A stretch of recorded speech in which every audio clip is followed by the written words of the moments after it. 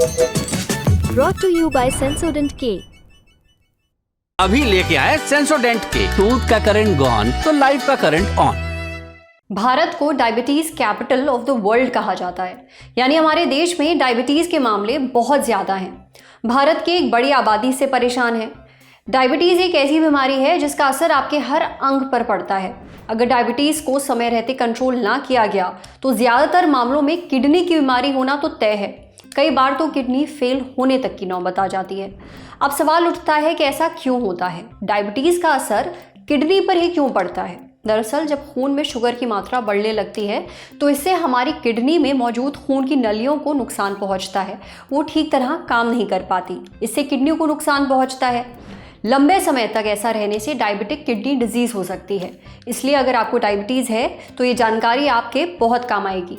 आज के इस एपिसोड में हम डॉक्टर से जानेंगे कि डायबिटिक किडनी डिजीज़ क्या है, इसके लक्षण क्या होते हैं, साथ ही जानेंगे इससे बचाव और इलाज कैसे किया जाए। सुनिए।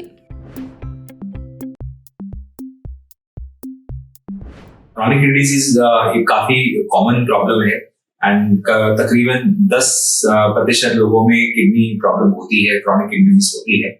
किडनी डिजीज जब 3 महीने या 3 महीने ज्यादा के समय की होती है उसे हम क्रोनिक किडनी डिजीज का लेबल देते हैं। अगर हम किडनी प्रॉब्लम के कारणों में जाएं तो जो सबसे कॉमन कारण है, सबसे आम कारण है, वो है डायबिटीज। और उसका कारण ये है कि जो डायबिटीज की जो इंसिडेंस है पूरे विश्व में और इंडिया में खास करके बढ़ती जा रही है। और खास करके अगर डायबिटीज ठीक से ट्रीट ना की गई हो या शुरू में डायग्नोज ना की हो या ध्यान ना दे तो अक्सर 4-6 साल या 8-10 साल के बाद डायबिटीज की वजह से किडनी में असर आना शुरू कर जाता है। और इस प्रॉब्लम को हम डायबिटिक किडनी डिजीज या डायबिटिक नेफ्रोपैथी कहते हैं। शुरू में तो सिर्फ इसके कोई लक्षण नहीं होते, या हम टेस्टिंग करेंगे तो टेस्टिंग में हो सकता है तो यूरिन में प्रोटीन आना या जिसे हम माइक्रोएल्यूमिनिया कहते हैं वो दिखने लगता है। और जैसे जैसे समय बीतता है तो प्रोटीन की मात्रा बढ़ने लगती है और बढ़ जाती है, पैरों पे सूजन शुरू हो जाती है और बाद में जिसे हम क्रेटिनिन कहते हैं वो भी बढ़ने लगता है। जब तक प्रोटीन की मात्रा बहुत ज्यादा हो जाती है और जब तक क्रेटिनिन बढ़ने लगता है तब तक तो काफी देरी हो जाती है और तब इस प्रॉब्लम को रिवर्स करना पॉसिबल नहीं होता। लेकिन अगर हम डायबिटीज जब भी डायग्नोज हो उसको हम ठीक से ट्रीट करें, प्रॉपर्ली इसका इलाज करें, रेगुलरली अपने डायबिटीज स्पेशलिस्ट से मिलें, हमारा जो फास्टिंग ब्लड शुगर है HbA1c को कंट्रोल में रखें तो इट इज, और साथ में अगर किसी को ब्लड प्रेशर है उसको भी अगर कंट्रोल में रखें तो इट इज क्वाइट पॉसिबल कि डायबिटीज के वजह से किडनी प्रॉब्लम ना बिल्कुल हो ही ना। इसमें प्रिवेंशन इज द की।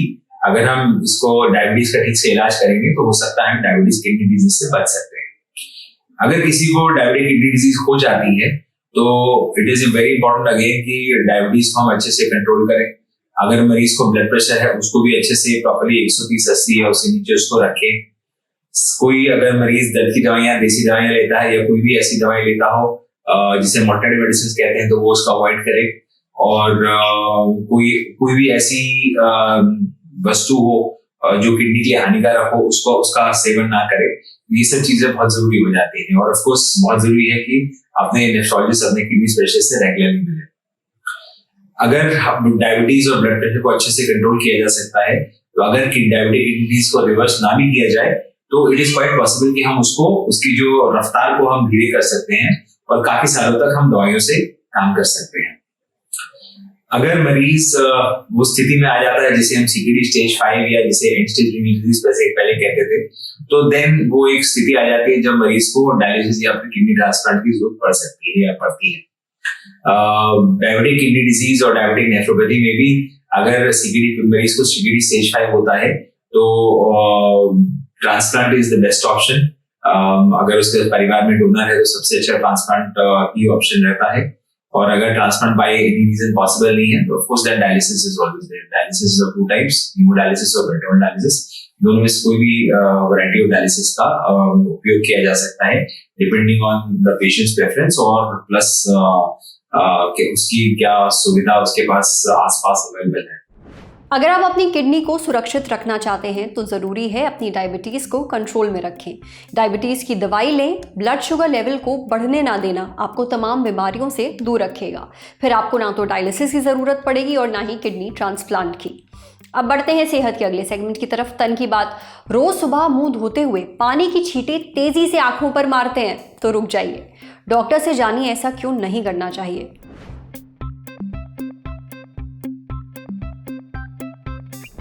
सुबह सुबह उठकर आप पहला काम क्या करते हैं? फ्रेश होने जाते हैं, पानी से मुंह धोते हैं और ऐसा करते हुए आप चुल्लू में पानी भरते हैं और उसे तेज़ी से मुंह पर मारते हैं और ऐसा करते हुए आपकी आंखें भी खुली होती हैं।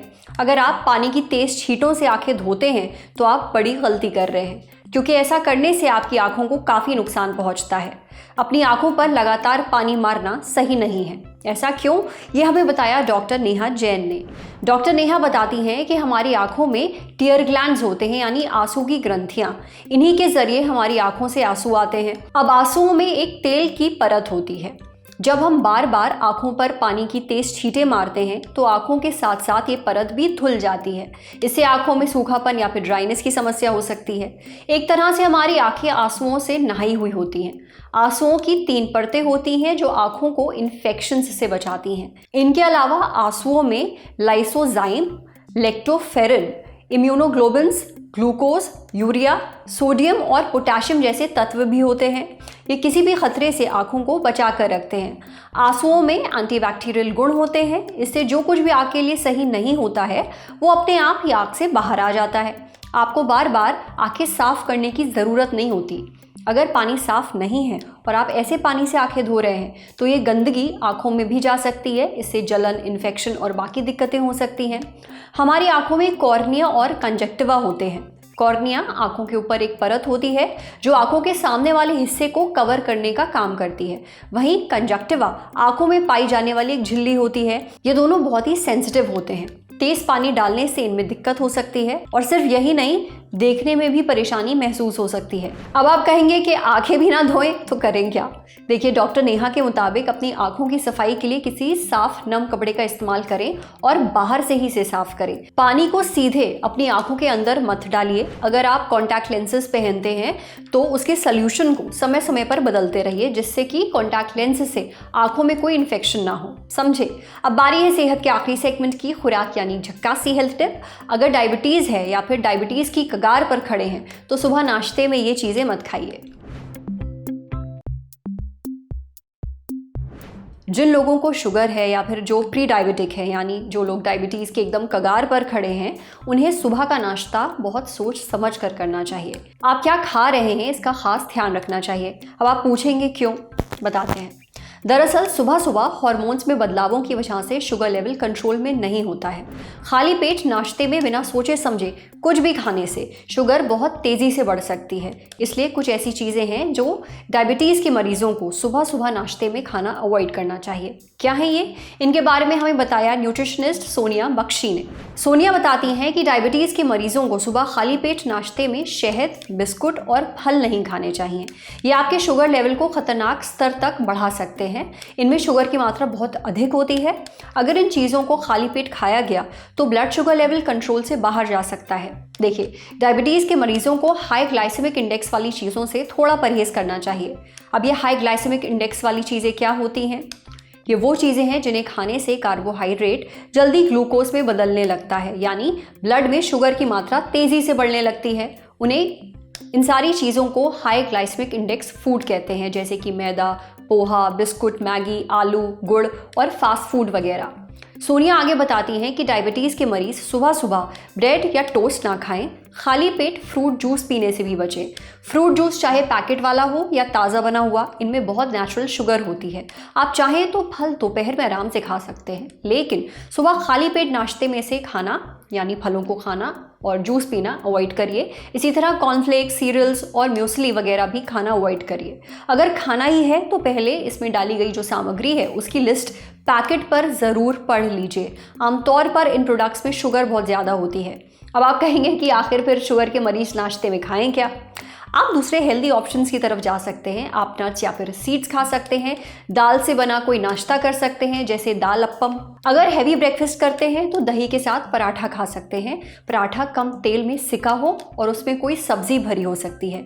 आप चाहें तो ओट मिल्क यानी जई का दूध पी सकते हैं और अंडे भी नाश्ते में खा सकते हैं। आज सेहत पर इतना ही। अगर आप एक डॉक्टर हैं, हमसे कुछ शेयर करना चाहते हैं तो जो ईमेल आईडी इस वक्त आपको अपनी स्क्रीन पर दिख रही है उस पर हम एक मेल भेज दीजिए। जाते जाते एक ज़रूरी सूचना, चुनाव आ गए हैं, शुरू हो गई है चुनाव यात्रा। ललन टॉप चुनाव यात्रा में हम पहुंचे कहाँ, बताइए आप। क्या है आपकी लोकसभा सीट का नाम और क्या है कवरेज की वजह?